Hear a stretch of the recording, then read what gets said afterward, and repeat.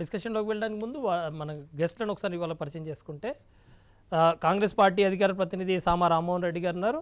అదేవిధంగా టీఆర్ఎస్ నేత దినేష్ చౌదరి గారు ఉన్నారు. టీజేఎస్ నేత రమేష్ ముదిరాజ్ గారు ఉన్నారు. అదేవిధంగా బీజేపీ నేత డాక్టర్ శ్రీనివాస్ సోలంకి గారు ఉన్నారు. డిస్కషన్లో ప్రధానంగా కనబడుతున్న వార్త మనకు ఇవాళ తెలంగాణలో రాజకీయ పునరేకీకరణ ఇంకా కొనసాగుతున్న పరిస్థితి. ఇప్పటికీ పార్లమెంట్ ఎలక్షన్కి దగ్గర పడుతున్న నేపథ్యంలో నిజామాబాద్ నుంచి ఖమ్మం నుంచి ఇంకా చాలామందిని చేర్చుకుంటున్న పరిస్థితి టీఆర్ఎస్లో కనిపిస్తోంది. మాజీ మంత్రి మండవ వెంకటేశ్వరరావు నిన్న టీఆర్ఎస్ తీర్థం పుచ్చుకున్నారు. అదేవిధంగా పెద్దిరాజు రవిచంద్ర కూడా ఖమ్మం జిల్లాలో ఇప్పుడు కాంగ్రెస్ పార్టీ నుంచి పోటీ చేసిన నేత కూడా టీఆర్ఎస్లో చేరిన పరిస్థితి. వీటి మీద డిస్కషన్లోకి వెళ్దాం. ప్రధానంగా రమేష్ ముదిరాజ్ గారు ఎట్లా చూస్తారు దీన్ని? మీరు ఫస్ట్ నుంచి మీరు మొదలు పెడితే. ఎలక్షన్ వచ్చే వేళ టీఆర్ఎస్ పార్టీ ఏం చేస్తుందంటే పక్క పార్టీలను అంటే భయపెట్టడం కోసం, బ్లాక్మెయిల్ చేయడం కోసం, అధికార దాహంతో పార్టీలను ప్రోత్సహించే కార్యక్రమం తలపెట్టింది. అంటే ప్రజాస్వామ్యంలో మంచిది కాదు. ఇప్పుడు ప్రజలు తీర్పు 19 సీట్లు ఒక మా కూటమికి మీరు ప్రశ్నించమని వాళ్ళు ఇచ్చినటువంటి సందర్భం. వాళ్ళు ప్రశ్నించమని ఇచ్చినటువంటి గొంతుకను ఈరోజు మీరు ఖచ్చితంగా మా పార్టీలకు రావాలి, మా పార్టీల కోసం అన్ని రకాలుగా వసతులు కల్పిస్తామని మాట్లాడడం, స్వయానా సీఎం కానీ వర్కింగ్ ప్రెసిడెంట్ కానీ మాట్లాడడం ఎంతవరకు సమంజసమండి? దీంతోపాటు పక్క రాష్ట్రంలో తీసుకున్నా కూడా జగన్ పార్టీలకు మీరు వెళ్ళాలి, ఇక్కడ మీ ఆస్తులు ఉన్నాయి, ఇక్కడ లేకపోతే మేము కబ్జా చేస్తాము, ఈ బెదిరింపులు అంటే దేనికి చిహ్నమండి? తెలంగాణ తెచ్చుకున్నది ఎస్సీ ఎస్టీ బీసీ మైనార్టీ వర్గాలు, అట్టడు వర్గాలు ఇక్కడ ఉన్నారు. సామాజిక న్యాయం దృష్టిని వచ్చేయాల. ధనవంతులను ఒక వర్గంగా చూస్తారు, ఈరోజు పేదలను ఒక వర్గంగా చూస్తారు. పేదలకి ఏంది కొన్ని పథకాలు పడేస్తే వాళ్ళు ఓట్లు గొడ్లను కొన్నట్టు కొనొచ్చు కదా అనే రూపంలోని ఈరోజు టీఆర్ఎస్ పార్టీ వ్యవహరిస్తుంది. ఇది ప్రజాస్వామ్యంలో మంచిది కాదు. ఎందుకంటే అధికారం అనేది రాష్ట్రంలో, దేశంలో, ప్రజాస్వామ్యంలో వస్తుంటాయి పోతుంటాయి పార్టీలకు. కానీ నీతివంతమైన రాజకీయాలు మాత్రమే ఈరోజు చూస్తే బాగుంటుంది. ఏమనంటే నంబర్ 1 అంటే పార్టీల నుంచి, పక్క పార్టీల నుంచి జైన్ చేయించుకోవడంలో నంబర్ 1. రైతులు రాష్ట్రంలో, దేశంలో 3వ ప్లేస్. ఈరోజు దాదాపు 4000 పైచిలకు రైతులు చనిపోయారు, వాటిలో నంబర్ 1. నిరుద్యోగ సమస్య పరిష్కరించడంలో విఫలమైన దాంట్లో నంబర్ 1. ఇట్లాంటి కార్యక్రమాలు చెప్పుకోవడంలో నంబర్ 1 ఉంటే బాగుంటుంది. కానీ ఈరోజు నేను అభివృద్ధిలో నంబర్ 1 అంటే మాత్రం ఇది మంచిది కాదని సందర్భంగా ప్రజాస్వామ్యంలో గుర్తు చేస్తాను. రైట్, రామ్మోహన్ రెడ్డి గారు. అంటే టీఆర్ఎస్ ప్రతిసారి బలం కూడా అదే కదా, అచైతన్యం అవుతున్నటువంటి వారి యొక్క పార్టీని చైతన్యం అవుతున్నటువంటి ప్రతిపక్షాల నుంచి గుంజుకోవడమే వీళ్ళకున్నటువంటి ఎన్నికల యొక్క వ్యూహంలో భాగం. ఈరోజు ముఖ్యమంత్రి కేసీఆర్ గారు ఏమని అంటారు అనంటే, ఇతర పార్టీ వాళ్ళంటే వీళ్ళ యొక్క ప్రగతి చూసి వస్తున్నప్పుడు అంటే రాజీనామా చేసి నేను రమ్మని ఆహ్వానిస్తున్నా, వాళ్ళని కూడా మన దాంట్లో కలుపుకొని ముందుకోదాం. రాజీనామా చేసి రమ్మని అంటే రాజీనామా చేసిన దాకా యాక్సెప్ట్ చేయకు, రాజీనామా చేయకుండానే ఎందుకు తీసుకునేటటువంటి ప్రయత్నాలు జరుగుతున్నాయి, లేకపోతే 2/3 మెర్జింగ్ గురించి ఇవన్నీ ప్రయత్నాలు, లేకపోతే కుతంత్రాలు జరుగుతూ ఉన్నాయి రాజకీయాలలో. కానీ ఈరోజు ప్రజలకు మాత్రం ఒక సుస్పష్టంగా కనిపిస్తున్నటువంటి ఒక ఏంది అనంటే, టీఆర్ఎస్ పార్టీ లేకపోతే కేసీఆర్ గారి ఒక రాజకీయం అంతా ప్రతిపక్షాలని విచ్ఛిన్నం చేస్తూ ప్రజాస్వామ్యాన్ని తుంగలో దొక్కేటటువంటి విశ్వ ప్రయత్నం చేస్తూ ఉన్నారు ఈరోజు. అంటే ఒక సామాన్యుడికి సమస్య వస్తే ఏడ చెప్పుకుంటాడండి? ఎడికి పోతారు? ఒక పోలీస్ స్టేషన్ పోతారు. ఒక నాయకుడు అంచరడే గిట్ట వచ్చి దాడులు చేస్తే ఆ సామాన్యుడు పోలీస్ స్టేషన్ పోతే నాయకుడు అంచరడే కాబట్టి వాళ్ళకి ఎటు న్యాయం జరగదు. అట్లాంటప్పుడు ఏడికి పోయేటోడు ఒక ప్రతిపక్ష నాయకుడు దగ్గర పోయేటోడు, ఎండగట్టేటోళ్ళు, ప్రశ్నించేటోళ్ళు, శిక్ష పడేటట్టు చేసేటోళ్ళు. ఒక ప్రజాస్వామ్యం బ్యాలెన్స్ ఉండాలి. కానీ ఆ ప్రజాస్వామ్యంలో ప్రతిపక్షమే లేకుండా విచ్ఛిన్నం చేస్తానంటే ఆ సామాన్యుడు ఏడికి పోవాలి? సో ఇట్లాంటి చాలా ప్రమాదకరమైనటువంటి రాజకీయాలు వారు ఈరోజు చేస్తున్నటువంటి ప్రయత్నం జనాలు ఆహ్వానిస్తారని మేము అనుకోం. ఎందుకనంటే ప్రశ్నించేటటువంటి గొంతులు ఈరోజు కావాలి, పోరాడేటటువంటి నాయకులు ప్రతిపక్షాలలో ఉండాలి, చేసినటువంటి ఖర్చులకు లెక్కలు ప్రతిపక్షాలు అడగాలి. ఇవన్నీ ఏవైతే రెస్పాన్సిబిలిటీస్ ప్రతిపక్షాల మీద ఉంటాయో వారి రెస్పాన్సిబిలిటీస్ వారు నిర్వర్తించాలి అనంటే ఒక హెల్దీ పాలిటిక్స్ నడవాలి. కానీ రాష్ట్రంలో హెల్దీ పాలిటిక్స్ నడుస్తున్నటువంటి పరిస్థితి మనం చూస్తున్నామా? ప్రతిసారి ఎలక్షన్స్ వచ్చినప్పుడు కొత్త పందా జరుగుతూ ఉంది. ఒక అనైతిక పర్యాపదం లెక్క ఈరోజు తెలంగాణ రాజకీయాలు సుస్పష్టంగా మనకు కనిపిస్తూ ఉన్నాయి. కేసీఆర్ గారు ఈరోజు మీకు నిజంగా బాధ్యత ఉండి రాజ్యాంగానికి కట్టుబడి మీరు చేసినటువంటి ప్రమాణాల మీద మీరు నిలబడితే ఈరోజు 2/3 ప్రతిపక్షం 88 సీట్లు ఉన్నాక కూడా మీకు ఇంకా కావాలనేటటువంటి ఒక అధికార దాహంతో ప్రతిపక్షాలను విచ్ఛిన్నం చేస్తాననేటటువంటి ఒక దుర్బుద్ధితో మీరు ముందుకు పోతున్నటువంటి ప్రయత్నం ప్రజలు స్వాగతించరు. పార్లమెంట్ ఎన్నికలలో మీరు చేస్తున్నటువంటి ప్రజలని డైవర్ట్ సిద్ధాంతం ఏదైతే ఉందో పార్లమెంట్లో మీరు గతంలో 15 మంది ఉంటే మీరు సాధించింది ఏందో చెప్పుండ్రి, ఆ ప్రోగ్రెస్ రిపోర్ట్ జనాలకు చూపెట్టుండ్రి, భవిష్యత్తుకు రండి. అంతే తప్ప లోకల్ రాజకీయాలు మాట్లాడుకుంటా, మున్సిపాలిటీ లెవెల్ లేకపోతే స్టేట్ లెవెల్ గవర్నమెంట్ పాలసీస్ మీద మాట్లాడుకుంటా ప్రజలని పక్కదో పట్టించే ప్రయత్నాలని జనాలు అవగతం చేసుకోవాలి. ప్రతిపక్ష నాయకులు లెక్క లేకపోతే మా క్యాండిడేట్స్ లెక్క మేము దాన్ని ప్రజలకు తీసుకొని పోతా ఉన్నాం. రైట్. డాక్టర్ శ్రీనివాస్ గారు, ముందుగా అందరికీ ఉగాది శుభాకాంక్షలు. అయితే జనరల్గా ఇప్పుడు రాష్ట్రంలో జరుగుతున్నది రాజకీయ పునరేకీకరణ కాదు. ఒకటి అహంకార నియంతృత్వము, 2 కులాల సమీకరణ, 3వది రాజకీయ వ్యాపారం నడుస్తూ ఉంది. ఎందుకంటే చూడండి, మీరు గమనించండి ఒక్కసారి, తెలంగాణ రాష్ట్రం ఏర్పడిన తర్వాత కేసీఆర్ గారి నాయకత్వంలో నేతృత్వంలో ఏర్పడినటువంటి ప్రభుత్వం ఏ రకమైనటువంటి నియంతృత్వ ధోరణిని అవలంబిస్తుందనేది ఇక నేను ఇప్పుడు చెప్తే ఈ చర్చ మొత్తం కూడా అదే మాట్లాడాల్సినటువంటి పరిస్థితి ఏర్పడుతుంది. రెండోది, ఈరోజు రాజకీయ పునరేకీకరణ అంటున్నారు. రాజకీయ పునరేకీకరణ అవసరమే లేదు కదా. మీకు రాజకీయ పునరేకీకరణ అంటే అవతల అపోజిషన్ పార్టీలు ఎవరు ఉండాల్సినటువంటి అవసరం లేదు, ఒకటే పార్టీ, అంటే ఏక పార్టీ యొక్క వ్యవస్థ నడవాల్సినటువంటి పరిస్థితి ఏర్పడుతుంది. కానీ ఈరోజు జరుగుతున్నది ఏంటి, నిజామాబాద్లో చేరికలు కావచ్చు, లేకపోతే ఖమ్మంలో చేరికలు కావచ్చు. ఈ 2 స్థానాలు కూడా వాస్తవంగా టీఆర్ఎస్ పార్టీ కంటి మీద కునుకు లేకుండా చేస్తున్నటువంటి మాట వాస్తవం. మిగతాది ఓడిపోయే పరిస్థితి ఉంది. కాకపోతే ఇవి ప్రిస్టేజియస్ కాన్స్టిట్యున్సీస్. ఇప్పుడు నిజామాబాద్లో పోటీ చేస్తున్నటువంటి టీఆర్ఎస్ అభ్యర్థి కేసీఆర్ గారి కుమార్తె, ఆ కుమార్తెనే ఈరోజు ఓడిపోయే పరిస్థితి ఉంది. నిజంగా కేసీఆర్ గారి కుమార్తెనే ఓడిపోతే ఆయన తల ఎక్కడ పెట్టుకోవాలో కూడా అర్థం కానటువంటి పరిస్థితి. కాబట్టి ఈరోజు కులాల సమీకరణ జరుగుతుంది. మండవ వెంకటేశ్వరరావు గారు ఏ సామాజిక వర్గానికి చెందినటువంటి వాళ్ళు, అక్కడ ఆయన సామాజిక వర్గానికి చెందినటువంటి వ్యక్తుల యొక్క ఓట్లు ఎన్ని ఉన్నాయి, అది ఒకసారి గమనించండి. అదేవిధంగా నిన్న స్వయంగా మండవ వెంకటేశ్వరరావు గారి ఇంటికి స్వయంగా కేసీఆర్ గారు వెళ్ళినటువంటి సందర్భంలో కేసీఆర్ గారితో పాటు వెళ్ళినటువంటి శాసనసభ్యులు ఎవరున్నారు, వాళ్ళ యొక్క కులాలేంటి, ఒకసారి ఇవన్నీ మనం ఆలోచిస్తే అర్థమైపోతుంది కదా. అక్కడ జరుగుతున్నది కులాల ఏకీకరణ జరుగుతుందా లేకపోతే రాజకీయ పునరేకీకరణ జరుగుతుందా అనేది అది స్పష్టం కదా. అది దాన్ని ఇచ్చిపెట్టేసి ఈరోజు ఏదో రాజకీయ పునరేకీకరణ జరుగుతుంది. ఒక నిమిషం, తెలంగాణ అభివృద్ధి కోసమే ఇవన్నీ జరుగుతున్నాయంటే అంతకంటే సిగ్గుచేటు మరొకట్లేదు. 3వ విషయం, ఇదంతా కూడా నేను చెప్పిన స్టేట్మెంట్లో రాజకీయ వ్యాపారం నడుస్తుందని చెప్పారు. మీరు నిజంగా ఒక 2014లో పార్లమెంట్ సభ్యునిగా ఎన్నికైనటువంటి జితేందర్ రెడ్డి గారు లోక్సభ పక్ష నాయకుడు అయితే అతనికి టికెట్ ఇవ్వలేదు. అంటే తమ యొక్క పార్లమెంట్ సభ్యులకు టికెట్ లేకపోవడమే రాజకీయ పునరేకీకరణ అవుతుందా? ఇదంతా కూడా రాజకీయ వ్యాపారమే కదా. నిన్న మా పార్టీలో చేరిన తర్వాత జితేందర్ రెడ్డి గారు స్వయంగా ప్రకటించారు, 200 కోట్లు నా టికెట్కి అడిగిరు, నేను ఇవ్వలేని పరిస్థితిలో 200 కోట్లకు టికెట్ని అమ్ముకున్నారని చెప్పేసి. అక్కడ ఎవరో తెలియదు అసలు. నాది పాలమూరు జిల్లా, నా జిల్లాలో ఆ వ్యక్తిని ఎప్పుడు చూసినటువంటి పరిస్థితే లేదు. ఆ వ్యక్తిని తీసుకొచ్చారు, ఈరోజు పార్లమెంట్ అక్కడ పోటీ చేస్తున్నారు. చేవెళ్లలో జరుగుతున్నటువంటి అభ్యర్థి ఎవరో కూడా తెలియదు, మల్కాజ్గిరి అభ్యర్థి ఎవరో తెలియదు. అట్లా మీరు పెద్ద పెద్ద కాన్స్టిట్యున్సీలకు సంబంధించినటువంటి ఏ అభ్యర్థులు ఎవరైతే పోటీ చేస్తున్నారో వాళ్ళు ఎవరో కూడా తెలియదు.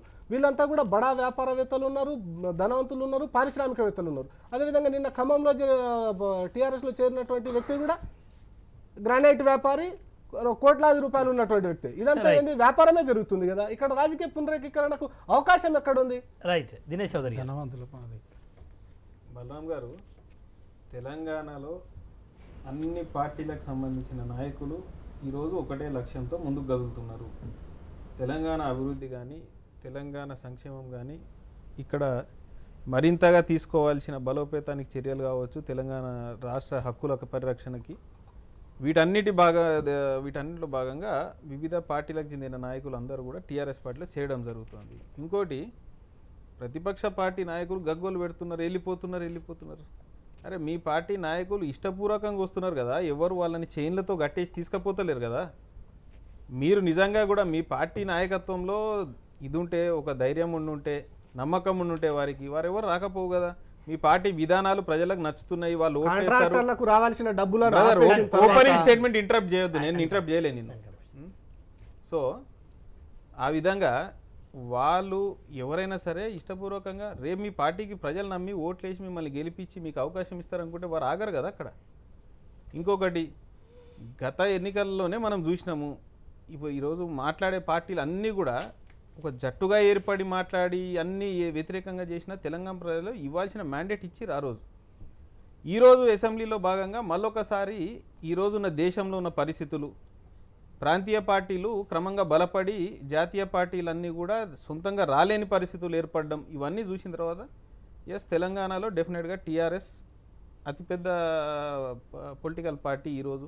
రేపు పార్లమెంట్లో ఎంపీ స్థానాలు కూడా టీఆర్ఎస్ పార్టీవే ఉండబోతున్నాయి. ఎవరు అవునన్నా కాదన్నా అది సత్యం. అది సో రాబోయే రోజులలో ప్రాంతీయ పార్టీల కూటములు బలోపేతమై రేపు కేంద్రాన్ని శాసించే పరిస్థితి వచ్చినప్పుడు డెఫినెట్గా తెలంగాణకి మేలు జరుగుతుంది. ఇప్పుడు టీఆర్ఎస్ పార్టీకి తెలంగాణ తప్ప ఇంకో ఎజెండా లేదు కదా. మాకు పక్క రాష్ట్రాల్లో ఇంకోటో మాకు ఎజెండా లేదు. మాకు ఓన్లీ తెలంగాణ అభివృద్ధే ఎజెండా. మాకు తెలంగాణకు నిధులు ఎక్కువ కావాలన్నదే ఎజెండా. వాటి మీదనే పోతాం. ఇంకోటి మండ వెంకటేశ్వరరావు గారిని సీఎం గారు వెళ్ళి ఆహ్వానించారనడంలో తప్పేముందండి? వారిద్దరూ సుదీర్ఘంగా రాజకీయ ప్రయాణంలో స్నేహితులు. ఇప్పుడు ఒక స్నేహితుడుగా నేను మీ ఇంటికి రావడంలో తప్పేముంది? దాన్ని ఒక మంచి సూచనగా తీసుకోవాలి. ఏమని ముఖ్యమంత్రి స్థాయిలో ఉన్న వ్యక్తి కూడా తన స్నేహితుడి ఇంటికి వెళ్ళి మాట్లాడడం అనేది ఒక మంచి సూచనగా తీసుకోవాలి తప్పితే ప్రతి దానిలో కూడా లోపాలు ఎత్తుక్కుంటా పోతే ఇప్పుడు ఆయన ఏదో అన్నాడు వాళ్ళకి సీట్లు మరి నేను అడుగుతున్నా శత్రుఘ్న సిన్హాకి బీజేపీ సీట్ ఎందుకు ఇయ్యలే? రైట్, ఓకే, ఆయన ఎందుకు మార్చేసారు? ఒక నిమిషం. ఇక్కడ టీఆర్ఎస్ ఇప్పటిదాకా చెప్తూ వచ్చింది వాళ్ళు ఆ పార్టీలో సమర్థమైన నాయకత్వం లేక మా దగ్గరికి వస్తున్నారు అని చెప్పుకుంటూ వచ్చారు. ఇవాళ మండవ వెంకటేశ్వరరావు ఇంటికి వెళ్ళి ఆయనను ఆహ్వానించి అక్కడ నుంచి ప్రగతి భవన్కి అతన్ని తీసుకొచ్చుకొని ఆయన్ని జాయిన్ చేసుకోవాల్సిన అవసరం ఎందుకు వచ్చింది? ఎందుకు కేవలం కవితను గెలిపించుకోవడం కోసమే మండవ వెంకటేశ్వరరావు గారికి ఇన్ని రోజు సోదరాన్ని గుర్తుకురాలే. అంటే తెలంగాణ వచ్చిన తర్వాత ఇన్ని రోజులు స్నేహితులందరూ గుర్తుకురాలే. ఎందుకంటే రైతుల వ్యతిరేకత ఉంది, నిరసన తెలుపుతూ ఓడిపోతున్నారు అని పక్క నివేదిక ఉంది. కాబట్టి మండవ వెంకటేశ్వరరావుకి సీఎం మొదలు పోతారా అండి? ఇందాకేమన్నాడు, మేము దొరకబట్టి తీసుకొస్తున్నాం అంటే. అవును, ఖచ్చితంగా మీరు దొరకబట్టే తీసుకొస్తారు. ఇంటికి పోయారంటే మర్మం ఏందండి? అంటే బ్లాక్ మెయిల్ చేసిరా ఇంటికి? ఏం మాట్లాడుతున్నారండి నాకు అర్థం కాదు. ఇప్పుడు బలరాం గారు ఇవాళ కూడా చెప్తున్నాము, నిజామాబాద్ పార్లమెంట్ పరిధిలో ప్రతిపక్షాలు అనేటివి అడ్రస్ లేకుండా ఉన్న పరిస్థితి ఈరోజు. దానికోసమే కేవలం మేము పోయింది కాదు. మండ వెంకటేశ్వరరావు గారి గతంలో ఆహ్వానించినాము, ఆయన వివిధ కారణాల్లో ఆగిరు. మొన్నటిసారి ఆయన వస్తానన్న తర్వాత ముఖ్యమంత్రి గారు సరే నా మిత్రుడి దగ్గర నేను పోయి మాట్లాడలో తప్పేముందని పోవడం. నేనేమంటున్నా దాన్ని మనం రాంగ్ సిగ్నల్ ఎందుకు? ఇప్పుడు ముఖ్యమంత్రి గారి సంగతి మీకు తెలిసిందే. వారి ఇంట్లో పనిచేసే వాళ్ళ వివాహం జరిగితే కూడా కుటుంబ సమేతంగా వెళ్ళి వాళ్ళని అక్కడ ఆశీర్వదించి వచ్చిన ఆయనది. అంతేగాని ఈ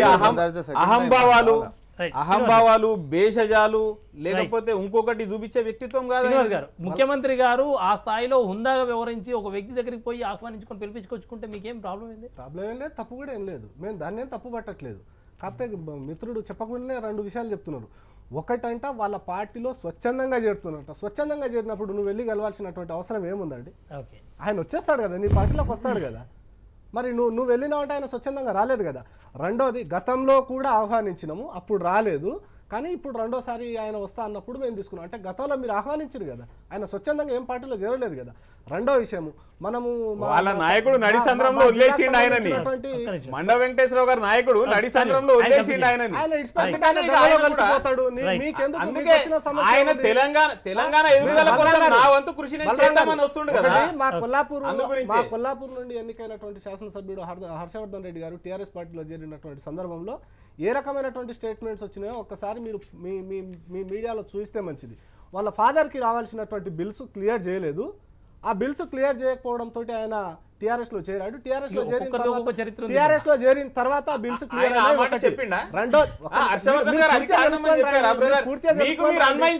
మాట్లాడకండి.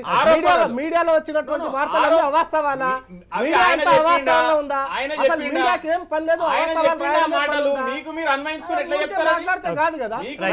కండాల ఉపేందర్ రెడ్డి గారు జాయిన్ అయినప్పుడు ఏ రకమైనటువంటి వార్తలు ప్రచురించారండి? మీరంతా మీ మీడియాలో ఏం చూపించారు? అంటే మీరంతా బోగస్ వార్తలు ప్రచురిస్తున్నా. వీళ్ళు చెప్పేదే న్యాయం అయితే, వీళ్ళు చెప్పేదే నిజమైతే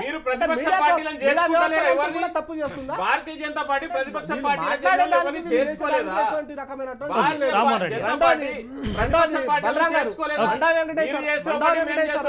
మిత్రుడైతే కావచ్చు, మేమేం తప్పు పట్టట్టు. కానీ నేను చెప్పింది ఏంది, ఇందాక సీఎం కేసీఆర్ గారు మండవ వెంకటేశ్వరరావు గారి దగ్గరికి వెళ్ళినప్పుడు ఎవరెవరిని వెంట తీసుకొని పోయారు అనేది ఒకసారి ఆలోచించండి.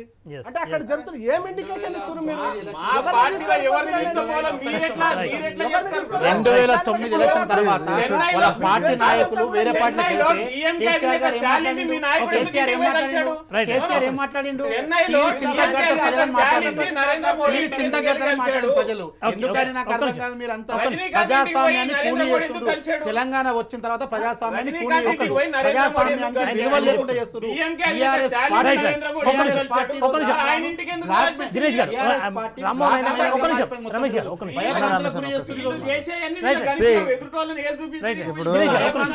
ఒక నిమిషం రామ్మోహన్ అయినాక మీరు రెస్పాండ్ అవ్వండి. రామ్మోహన్ ఇప్పుడు ఉన్నట్టంటే మా దినేష్ అన్న ఎగిరెగిరి పడతాడు.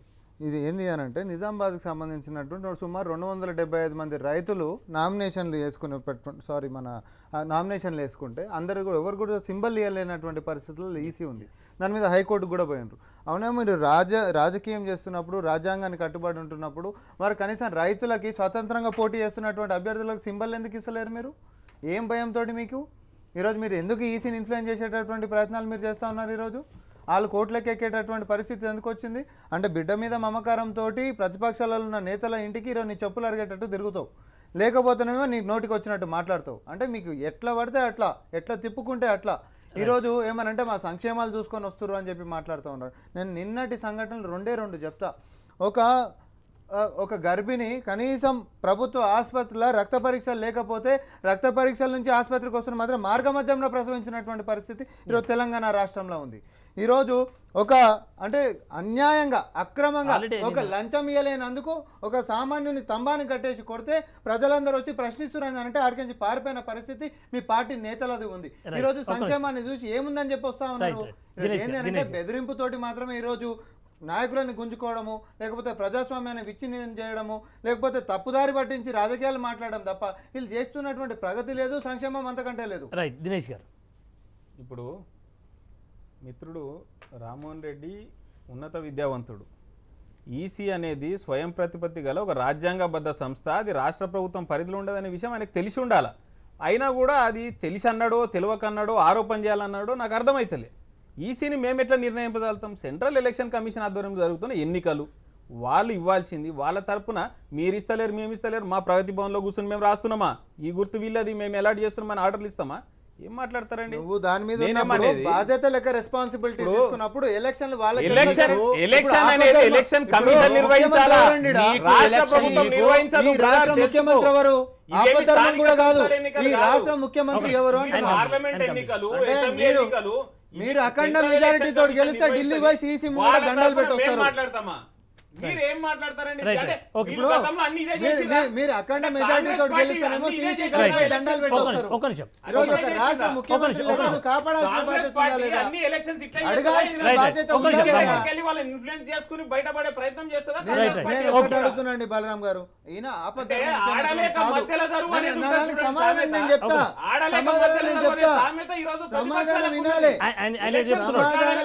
ఎలక్షన్స్ కొట్లాడే పరిస్థితి లేదు, ప్రజలు నమ్మే పరిస్థితి లేదు, సింపుల్ గా ప్రజలు వీళ్ళని గెలిపించే పరిస్థితి లేదు. దానికి ఏం చేస్తున్నారు? ఇప్పటి నుంచే సాకులు దోలాడుతున్నారు.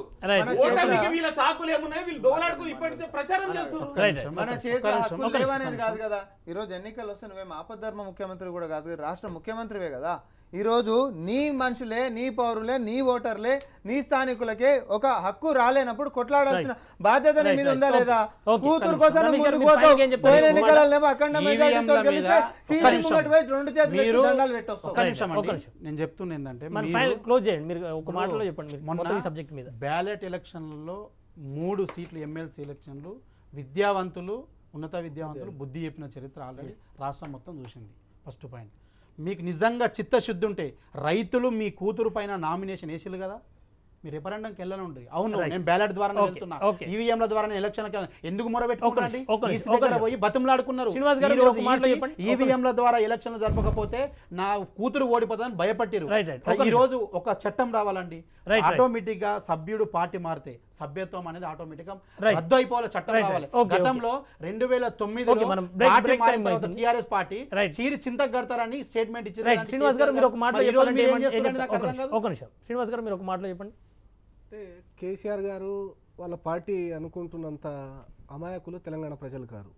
ఎందుకంటే నేను ఒకటి ఇంతకుముందు చెప్పిన వీళ్ళు ఇస్తున్నటువంటి అభ్యర్థులు ఎవరున్నారు, వాళ్ళ యొక్క గుణగణాలు ఏంటివి, వాళ్ళ యొక్క బ్యాక్గ్రౌండ్ ఏంది, వాళ్ళ హిస్టరీ ఏంది. ఒకసారి ప్రజలు అంత ఈజీగా వాటిని విస్మరిస్తారని నేను అనుకోవట్లేదు.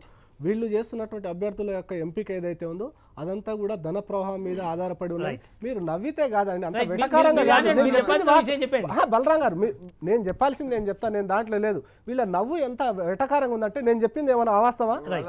చెవేళ్లలో ఇచ్చినటువంటి అభ్యర్థి టీఆర్ఎస్ పార్టీకి ఏమైనా సంబంధించినటువంటి అభ్యర్థి, లేకపోతే మామనార్లో ఇచ్చినటువంటి అభ్యర్థి టీఆర్ఎస్ పార్టీకి, మల్కాజ్గిరిలో ఇచ్చినటువంటి అభ్యర్థి ఏమైనా టీఆర్ఎస్ పార్టీకి సంబంధించినటువంటి వ్యక్తి, ఖమ్మంలో ఇచ్చినటువంటి వ్యక్తి ఏమైనా టీఆర్ఎస్ పార్టీకి సంబంధించినటువంటి వ్యక్తి, వీళ్ళ యొక్క నల్గొండలో ఇచ్చినటువంటి వేమిరెడ్డి నరసింహారెడ్డి ఏమైనా టీఆర్ఎస్ పార్టీకి సంబంధించినటువంటి రాలేదా? వీళ్ళకేమైనా రాజకీయ వీళ్ళకేమైనా రాజకీయ నేపథ్యం ఉందా, లేకపోతే తెలంగాణ ప్రజల యొక్క కష్టసుఖాలు తెలుసా? రేపటి రోజు వీళ్ళు ఎన్నికలైతే పార్లమెంట్ లో తెలంగాణ ప్రజల వాణిని వినిపిస్తారా? వీళ్ళంతా కూడా వీళ్ళ వ్యాపారాలు చేసుకోవడానికి వచ్చింది కదా. ఏది ఏమైనా తప్పులు మాట్లాడుకుంటా అబద్ధాలు చెప్పుకుంటా రాజకీయాలు చేస్తా అంటే కుదరదు. ఇవి పార్లమెంట్ ఎన్నికలు. సో తెలంగాణ నుంచి పోతున్నటువంటి 17 మంది లెక్కలలో 16కే ఫిక్స్ అయ్యారు, 17 వదిలిపెట్టారు. తెలంగాణలోనే లెక్క కడతలేరు వీళ్ళు. కానీ 17 స్థానాల నుంచి గతంలో మనం రావాల్సినటువంటి హక్కుల మీద ప్రశ్నించే దాంట్లో వైఫల్యమైనటువంటి నేతలను ఇంటికి పంపించేటటువంటి సదవకాశం ఇది. రానున్నటువంటి నాయకులలో నిజంగా అడిగేటోళ్ళు ఎవరు, కొట్లాడేటోళ్ళు ఎవరు, హక్కులు తెచ్చుకునేటోళ్ళు. మేము ఒక మాటలోనే చెప్పదలుచుకున్నాము, తప్పకుండా తెలంగాణ ప్రజలు విఘ్నులు. గడిచిన 71 సంవత్సరాలలో ఇరు జాతీయ పార్టీలు కూడా అధికారం పంచుకొని తెలంగాణకు చేసింది లేదు. మొన్నొచ్చిన తర్వాత కూడా 2 పార్టీలు తెలంగాణ కోసం కొట్లాడింది లేదు, ఇచ్చింది లేదు. కాబట్టి తప్పకుండా ఈసారి దేశవ్యాప్తంగా వీళ్ళని ప్రజలు తిరస్కరించబోతున్నారు. ఇద్దరికి కలిపినా కూడా గవర్నమెంట్ ఫామ్ చేసే మెజారిటీ రాదు. తప్పకుండా తెలంగాణ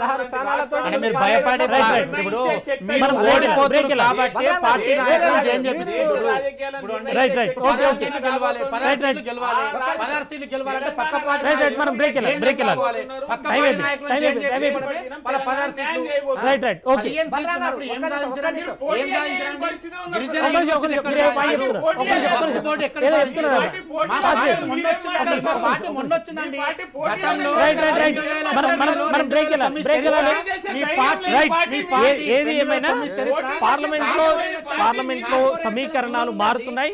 పార్టీలను టిఆర్ఎస్ సమీకరించుకొని మిగతా పార్టీలన్నింటినీ కూడా చేయాలని. చెప్పండి, ఒక పాయింట్ చెప్పండి. ఈ 2 పార్టీలు తెలంగాణ కోసం కొట్లాడేది అనేది ఇంతకంటే మాట్లాడతారు. మొత్తంగా టిఆర్ఎస్ లో చేరికలన్నవి ఈ రోజు తెలంగాణలో చర్చనీయాంశం అయితే అవుతున్న పరిస్థితి.